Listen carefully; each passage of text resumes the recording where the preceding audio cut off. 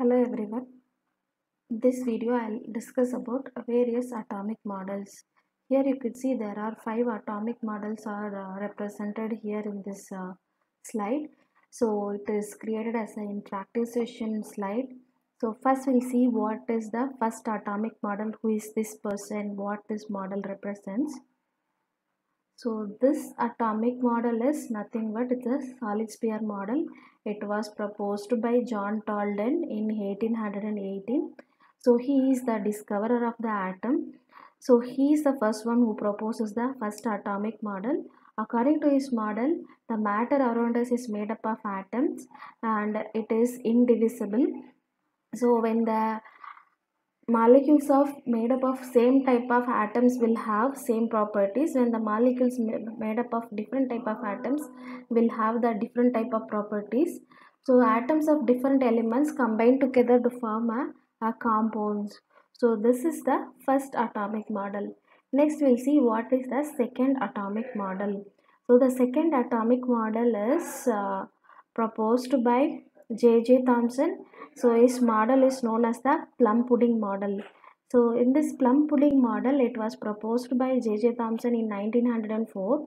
So according to his model, the atom consists of equally positive and negatively charged species. The positively charged species are known as, he did not mention what it is. He just mentioned the positively charged species and the negatively charged species. But he is also the discoverer of electron. We identified the presence of electrons in it, but he did not identify the neutrons. Or and he also mentioned that both the charges are static. Is just like embedded in the like kind of a plate, like in the alternative way. So hence it is called a plum pudding. Like electrons are distributed or even the charges are embedded like that. So it's known as a plum pudding model. The discoverer, the model proposed by them, J.J. Thomson.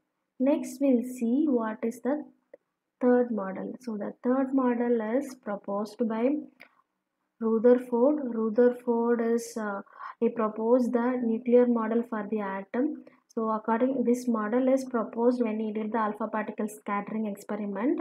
When he passed the alpha particles through the gold foil, he discovered that most of the space in the atom is empty and a very small amount of positive charges are located at the center of the nucleus.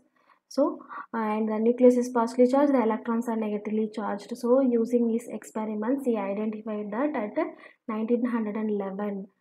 Next we'll move on to the fourth model. So what is fourth model? The fourth model is given by Bohr. So Niels Bohr, he introduced the concept of stationary orbit or energy shell model or orbit model. Orbit means circular path. So the nucleus is present at the center of the atom and the electrons are revolving in a circular orbit. As long as revolving in the circular orbit, they neither lose energy nor gain energy. So that is the planetary model or solar system model is proposed by Niels Bohr. Next, the last model, it is called quantum mechanical model. Simultaneously, two people proposed the quantum mechanical model, one by the Heisenberg, the other person is the Schrödinger. He proposed the famous equation called H psi is equal to E psi. According to his model, the orbit concept or circular path or elliptical path is replaced by the word called orbital. Orbital means the probability of finding an electron in a particular volume element.